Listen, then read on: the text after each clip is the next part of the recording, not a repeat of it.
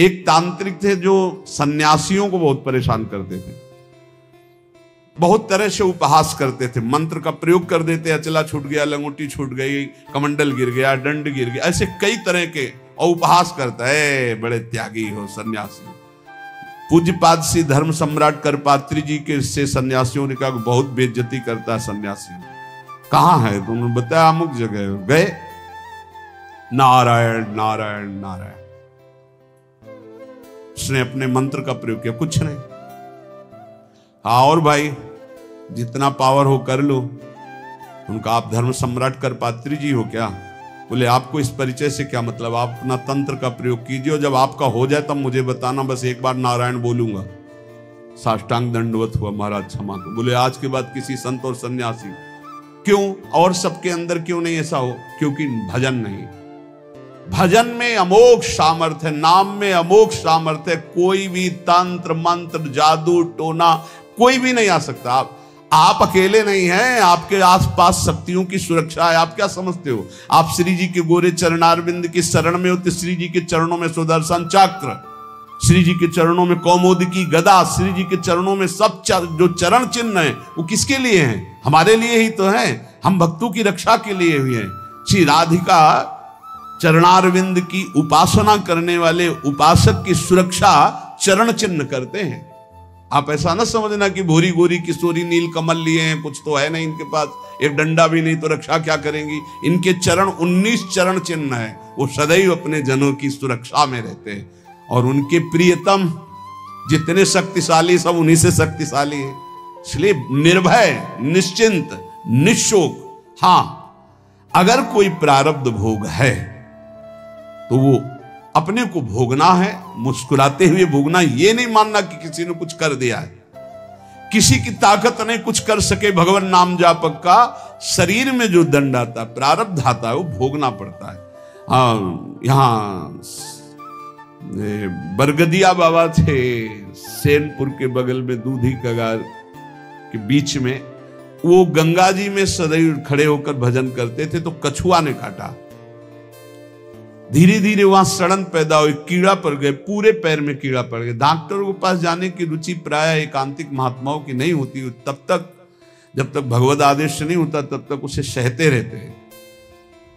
बड़े बड़े कीड़ा उनके पैर में देखे गए। भीषण कष्ट होता होगा, लेकिन वो कभी पीड़ित नहीं देखे गए। अब ये प्रारब्ध भोग था उनका, और वो पहले से कह रहे थे सब लोग आते हो, जिस दिन प्रारब्ध उदय होगा उस दिन कोई नजदीक नहीं दिखाओगे। तो इतना सड़न और इतना कि सब बाहरी केवल सुख सुविधा, सबको ये भ्रम हो गया कि इतने बड़े भजनानंदी कहे जाते थे, जब इन्हीं के पैर में कीड़ा पड़े, सड़ रहे, तो इनका भजन क्या? वो सिद्ध पुरुष थे, वो केवल अपने प्रारब्ध शरीर का क्षय कर रहे थे। तो ये कोई ऐसा ना सोचे कि किसी के ऊपर कोई अपना प्रभाव दिखा दे। ये उन्हीं के ऊपर दिखा सकता है जो भजनहीन है, भजन नहीं हो रहा। अगर भजन करोगे तो किसी की भी ताकत नहीं है कि आपको दुख पहुंचा सके। करे भक्ति भगवंत की और करे कबहु नहीं चूक, तो हरि रस में साचो रहे ये साची भक्ति मलूक। यदि सच्चे भाव से चलोगे, भगवान की भक्ति करोगे, नाम जप करोगे, तो हर समय भगवान की सुरक्षा बनी रहेगी, आपके भागवतिक सुरक्षा बनी रहेगी। ये अनुभव होता है हर समय भगवान की सुरक्षा का, भक्त को अनुभव होता है भगवान मेरे पास है। जे तेरे घट प्रेम है तो कहीं कहीं न सुनाओ, अंतर्जामी जानिए अंतर्गत को भाव। सुमिरन ऐसा कीजिए दूजा लखे न कोय, ओठ न फरकत देखिए प्रेम राखिए गोय। ऐसा भगवान का भजन करो कि ओठ भी फड़कने न पावे, अंदर ही अंदर नाम चले, कोई जान न पावे तुम कितना नाम जप करते हो। अंतर्यामी भगवान का यदि चिंतन कर रहे हो तो किसी को बताने की, दिखाने की, जताने की जरूरत नहीं। और जब आप ऐसे भजन करोगे तो जहां जहां बच्चा फिरे तहां तहां फिरे जुगाए, कहे मलूक जहां संत जन तहां रमैया जाए। जैसे बछड़ा जहां जहां जाता गाय रंभाती जाती, ऐसे जहां भक्त चरण रखता वहीं भगवान होते हैं आसपास। चिंता करने की जरूरत नहीं है। माला जपो न कर जपो जिभ्या जपो न राम, ये उनका विश्राम पद है, उनका स्वयं का विश्राम स्थान है ये दोहा उनका। माला जपो न कर जपो जिभ्या जपो न राम, सुमिरन मेरा हरि करे मैं पाया विश्राम। ये स्थिति है, ये स्थिति, ये स्थिति है। ना हाथ से माला जपता हूं, ना जबान से नाम जप करता हूं। माला जपो न कर जपो जिभ्या जपो न राम, सुमिरन मेरा हरि करे मैं पाया विश्राम। मैं खो गया हरि में, अब हरि ही स्मृति बन करके चल रहे, मैं हरि स्मृति। स्मृति के अभिमान का भी त्याग जो है वो ये स्थिति है।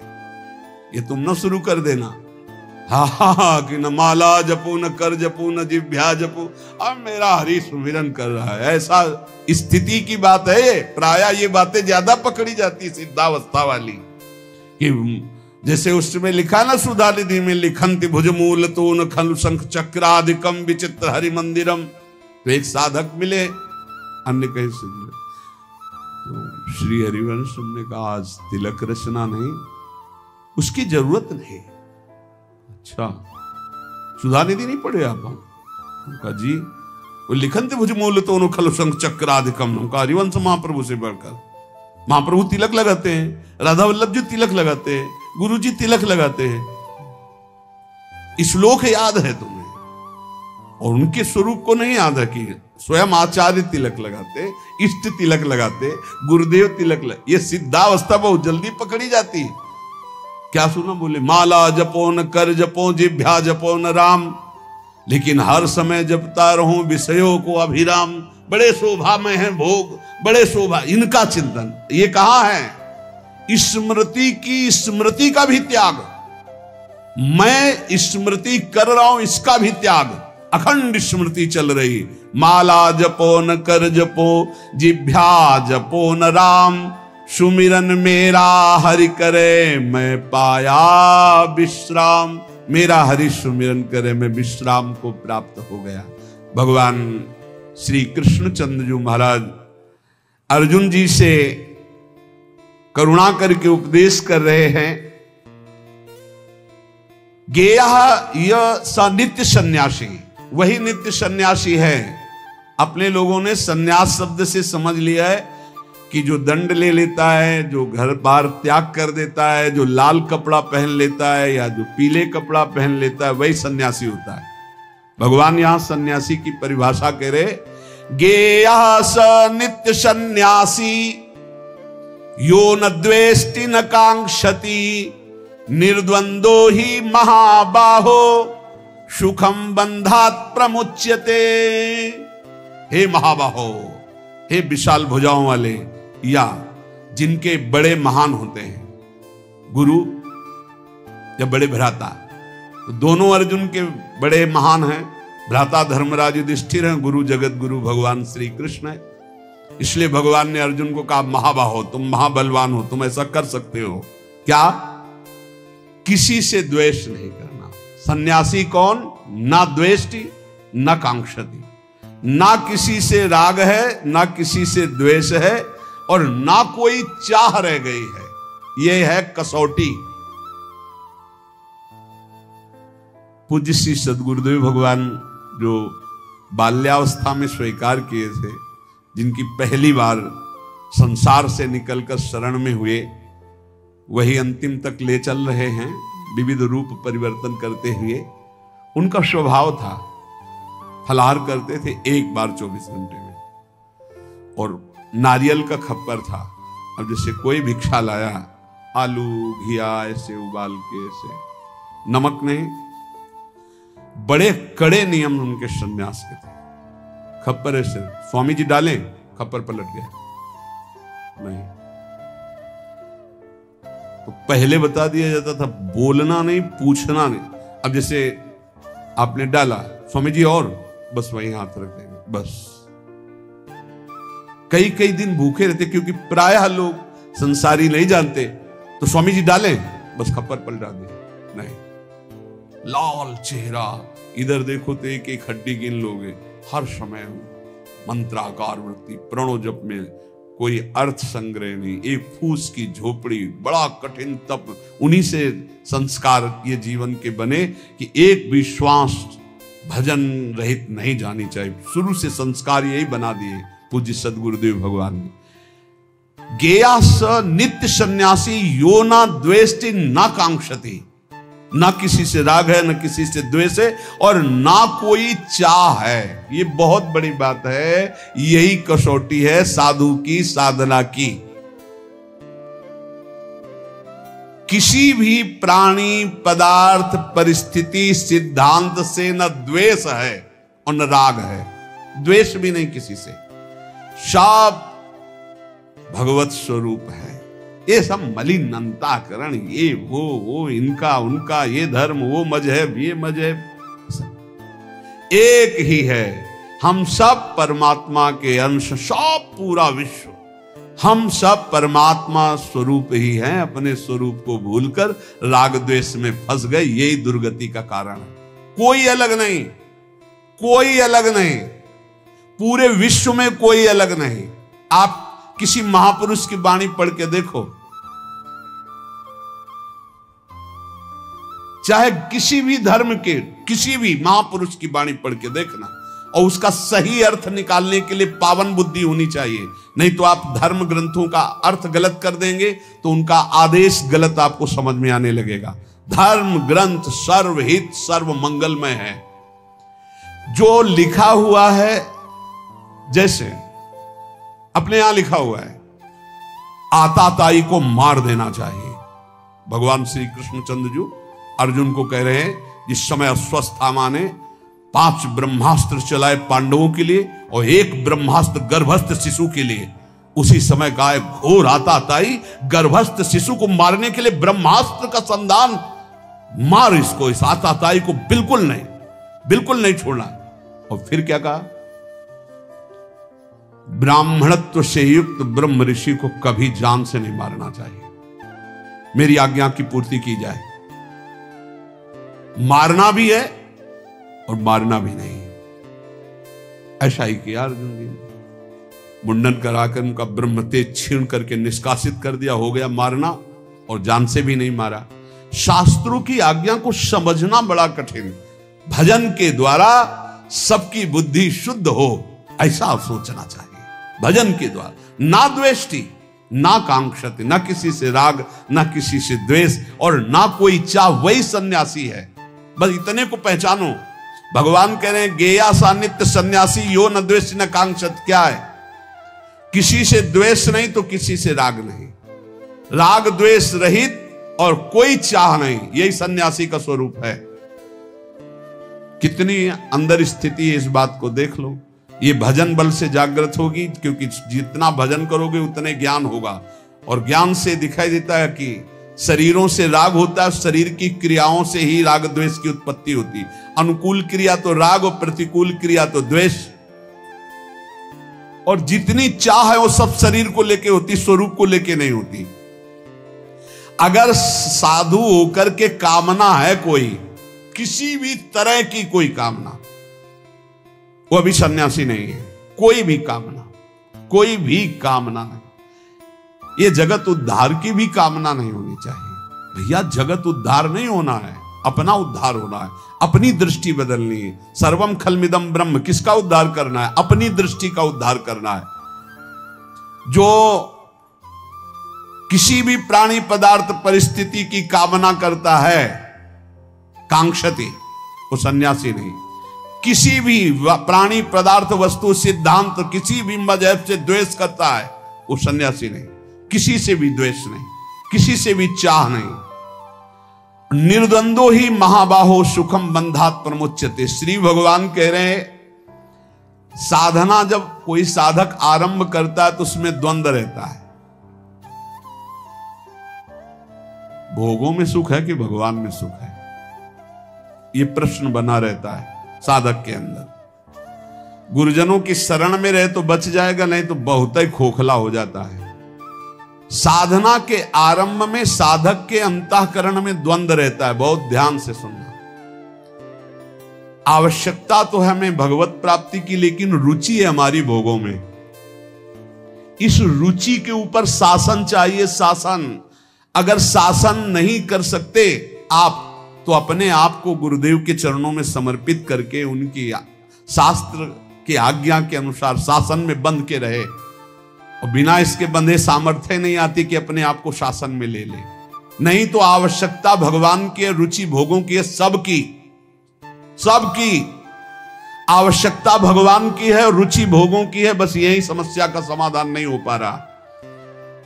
साधना के आरंभ में साधक के हृदय में रहता है कि सत्संग करना, शास्त्र स्वाध्याय करना, विचार करना, नाम जप करना, ये परमात्मा प्राप्ति के लिए है। लेकिन वर्तमान में सुख भोगने के लिए जो मन इंद्रियां लालायित हो रही है, तो भोगई से सुख मिलेगा ना, ये द्वंद बना रहता है। बहुत सुंदर बात है, और ये सबके अंदर बना रहता है।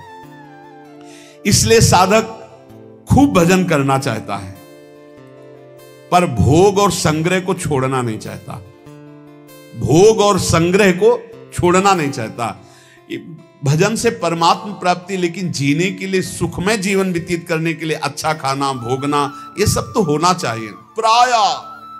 प्रायः हमें लगता है 100 में 95 और 5 ऐसे निकलेंगे जिनकी ये समझ में बात आ गई है कि भोग और संग्रह करने वाला कभी परमात्मा प्राप्ति कर ही नहीं सकता।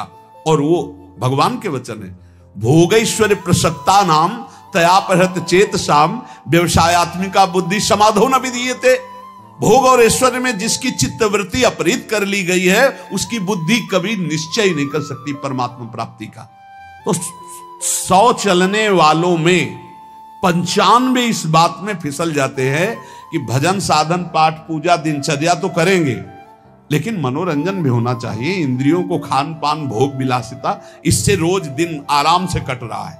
और वो ये नहीं जान रहे कि अंधा बटे पड़ा चबाए, ये जो हम कर रहे हैं, हमारी सारी साधना मिट्टी में मिल रही। अब वो संग 2 प्रकार का करता है।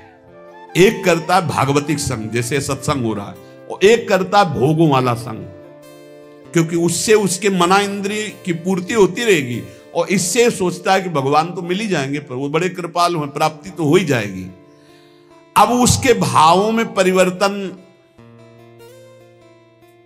जब वो भोग भोगता है, क्योंकि भगवान के मार्ग का साधक है, तो उसके अंदर जलन पैदा होती है। गलत तो हूं, ये ठीक नहीं। पक्का आप देख लीजिए, अगर थोड़ी भी भक्ति कर रहे हो, तो आप जब गलत भोग भोगोगे, तो आपके हृदय में एक पश्चाताप होगा, एक घृणा होगा, एक जलन होगा, एक ऐसा लगेगा, हे भगवान कब मैं सुधरूंगा। ऐसा होने पर भोग भोगते समय भी वो अशांत रहता है, क्योंकि सत्संग करता है, साधन करता है, तो भोगों में उसे शांति कैसे मिल सकती है? उसके अंदर जलन होती, मैं गलत हूं।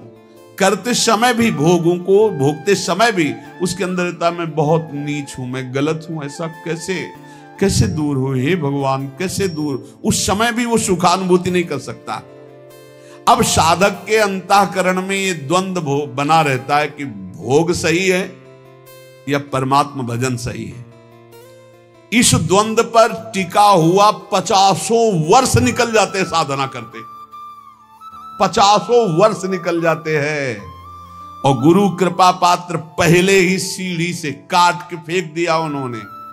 नहीं, भोग संग्रह ये सब नरक आदि की प्राप्ति के कारण निर्विकार भाव से भगवान के बहुत जल्दी लाभ प्राप्त। इसीलिए कहा है कि गुरु सेवा तज करहि जबान, यह है अधर्म यह है सभान, कान न रसिकन में रहा। उसके हृदय में जो गुरु कृपा पात्र होता है, उसके हृदय में रहता संसारिक और भोग संग्रह। तो सब भोग रहे हैं, अगर इससे तसल्ली होती तो सबको शांति मिल जाती। नहीं, मैं ऐसा गलत मार्ग अपनाऊंगा नहीं। वो परमात्मा तत्व की तरफ एक निश्चय करके निर्द्वंद होके चल देता है। नहीं तो भाई आपको सच्ची कहते हैं, चलने वालों में 95% बैलेंस बना के चलते हैं। इतना तो चलेगा, और ये बात भगवान की भूल जाते हैं कि भोगेश्वर प्रसक्ता नाम तयापहृत चेतसाम व्यवसायत्मिका बुद्धि समाधो न विधीयते। वास्तव में संसार का बहुत जन्मों से महत्वांतकरण में बैठा है, इसलिए वो भोग बहुत प्रिय लगते हैं। आज सामने भोग उपस्थित हुआ, भोग लेते भगवान तो क्षमा ही कर देंगे। और भगवान कहा है हम स्वाम स्वरूपापे भ्यो मोक्षयिष्यामि मा शुचा, अब ही एक बार गलती मान लेंगे भगवान से। पर ऐसे को क्षमा नहीं मिलता, ध्यान रखना। क्षमा मिलता है कि अबलो नसानी अब ना न सही हो, ऐसे को क्षमा नहीं मिलता है, ऐसे का प्लस होता जाता है। जो साधक प्रायः इस बात को पकड़िए, भोग भोगते हुए भगवत प्राप्ति चाहता है, वो दूसरों से सुख लेने की भावना वाला होता है। उसका शरीर और पदार्थों में ममत्व होता है, अंतःकरण मलिन होता है, इसीलिए उसकी रुचि भोगों में होगी, वो अंदर चाहत भगवान की प्राप्ति की होगी। साधक है ना, चाह तो कहीं ना कहीं है, कसक है उसकी कि यार भगवान मिल जाते तो ठीक था, पर भोग छोड़ नहीं सकता। ये द्वंद्व बना ही रहता है बहुत से साधकों के अंदर। साधक के द्वंद्व में विचार पक्का ना होने के कारण कैसे सुख भोगूं, कैसे आराम भोगूं और कैसे भगवान मिल जाए, दोनों, इसीलिए द्वंद्व चलता रहता है। ये बहुत बहुत सच्ची बात है, बहुत सच्ची बात है। ये बहुत बहुत ज्यादा मात्रा में फैला हुआ है यही बात। वो भजन भी कर रहा है, सत्संग भी सुन रहा है, सब प्रवचन सुन रहा है, प्रवचन कर रहा है, पर उसके अंदर की भावना में मन और इंद्रियों को रोककर परमात्मा के सुख में लगाने की नहीं, मन और इंद्रियों के अनुकूल भोग भोगने की, ये भी नहीं छोड़ सकता और वो भी नहीं छोड़ सकता। इसलिए बहुत लंबा समय चला जाता है, उसके हृदय में कोई भगवदानंद की स्फूर्ति नहीं होती। निर्द्वंद होना मुख्य बात है। ये राग द्वेष अपने आप मिट जाएंगे जहां निर्द्वंद हो जाओगे।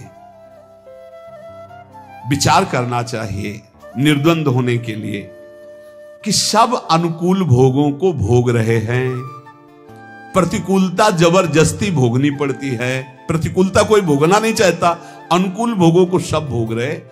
क्या इनको विश्राम मिल गया क्या? नहीं ना। तो एक बार हिम्मत करके हटो भोगों से।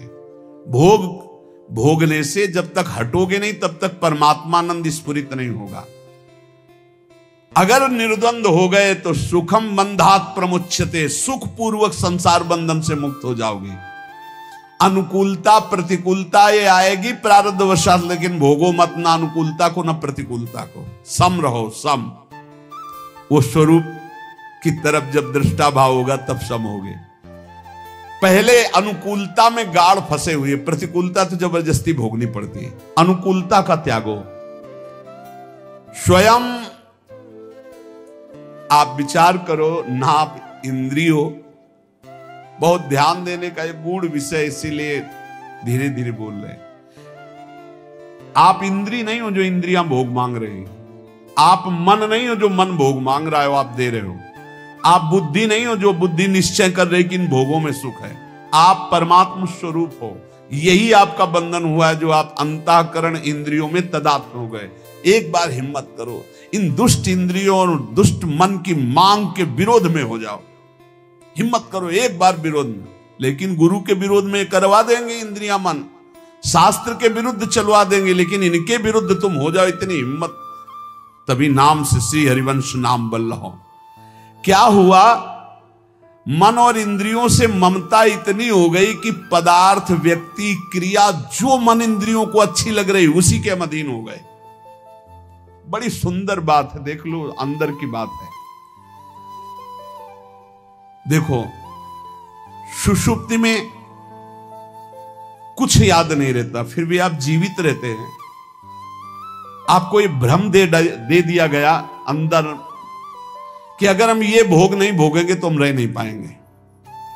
अगर कोई भी भोग है, सुषुप्ति में कौन सा भोग होता है? सुषुप्ति में, स्वप्न की बात नहीं कह रहे, 6 घंटे आप बिना भोग के होते हैं, कोई भोग नहीं, खाना पीना सोचना कुछ भी, कोई भोग नहीं। ठप पूरा रहता है सिस्टम, अंतःकरण शांत, तभी घोर सुषुप्ति में गए तो आनंद आता है कि नहीं बाद में, यार 6 घंटे सोए। तो भोग त्याग, संसार के चिंतन के त्याग का आनंद देख लो अज्ञान में। जब सुसुप्ति में चले गए 6 घंटा बाद उठे तो आहा एकदम नई चेतना आई। क्यों? 6 घंटे कोई संसार का चिंतन नहीं किया, 6 घंटे कोई भोग नहीं भोगा, किसी भी तरह का खान पान कोई भोग नहीं भोगा। अगर वही जागृत में स्थिति हो जाए तो उसी को समाधि कहते हैं। सुषुप्ति अवस्था में जब तुम 6 घंटे संसार को भूले हुए थे तब भी तुम जीवित थे। तो जागृत अवस्था में तुमने ये क्यों मान लिया कि मैं इन भोगों के बिना जीवित नहीं रह सकता, मैं नहीं रह पाऊंगा? क्यों मान लिया? इस प्राणी के बिना, इस शरीर के भोग के बिना, इस पदार्थ के भोग के बिना, इस वस्तु के बिना, इस नशा के बिना मैं नहीं रह सकता। यह है अपनी स्वतंत्र सत्ता को खोकर अधीन हो जाना भोगों के। ये अधीनता कब तक बनाए रखोगे? संसार का राग उत्पन्न होता है, नष्ट होता है। राग कभी स्थायी नहीं होता। किसी एक भोग को भोगते रहो, अगर घृणा ना हो जाए तो कहना दूसरे नए भोग को उसी भोगने की इच्छा हो जाएगी। नए नए प्राणी, नए नए पदार्थ, नए नए शरीर, नए नए भोग हमें चाहिए। नहीं तुम समझ पा रहे, तुम्हें फंसाया जा रहा है। परंतु यदि परमात्मा प्राप्ति की अभिलाषा उत्पन्न हो गई तो ये कभी नष्ट नहीं होती, ये बनी रहती है। क्योंकि तुम परमात्मा के अंश हो, तुम्हारी अखंड स्थिति परमात्मा में है। उसे तुम भूल करके अंतःकरण और इंद्रियों में अपनी स्थिति को जो मान रहे हो, इसीलिए अभिलाषा बन गई भोगों की, इसको हटाना है। केवल इतना ही करना है कि इंद्रिय और मन से ममता हटाना है। इंद्रिय और मन से ममता हटाने का मतलब इंद्रिया मन जो गलत भोग भोगने की चाह कर रहे हैं, इनको नहीं पूरी करनी है। मैं नहीं हूं, अरे इतने में काम बन जाएगा। पर इतने हटाने के लिए नाम जप बहुत बढ़ाओ। जितना तुम्हारा राग कम होता जाएगा उतने ही आपको अंदर ज्ञान का प्रकाश मिलता जाएगा। मैं जीत सकता हूं आपके अंदर आने लगेगा। मैं जान गया हूं, ये अभी तक मुझे डरवा रहे थे, मैं इन भोगों के बिना भी रह सकता हूं। नहीं, बहुत डरवाते हैं, इसके बिना मैं नहीं रह सकता, इसके बिना मैं नहीं रह सकता। राग और द्वेष जितने भी साधन है सबको चाट जाता है। इसीलिए बोले इतने वर्ष हो गए भजन करते, साधना करते, कोई लाभ नहीं मिला, क्योंकि राग द्वेष है भोगों का। राग द्वेष मिटा के नित्य प्राप्त परमात्मा की अनुभूति स्वतः ही हो जाएगी। परिश्रम करना है केवल राग द्वेष मिटाने के लिए, इन इंद्रियों को भोगों से हटाने के लिए। भोग ने नहीं पकड़ा है, आपने भोग को पकड़ रखा है। बाहर जितना सुख भोगने की इच्छा करोगे उतना ही दुख मिलेगा। भीतर आकर के इनसे निरपेक्ष हो जाओगे उतने ही सुखी हो जाओगे।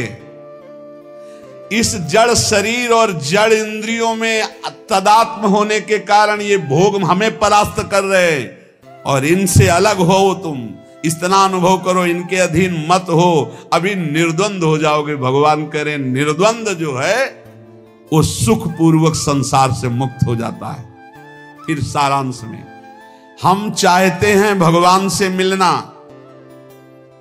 पर रुचि हमारी भोगों में है। बिना भोगे हम जी नहीं सकते, ऐसा हमारे मन में कमजोरी बैठ गई है। चाहे वो खान पान नशा कुछ भी भोग प्रकृति का, बिना प्रकृति के भोग के हम जी नहीं सकते।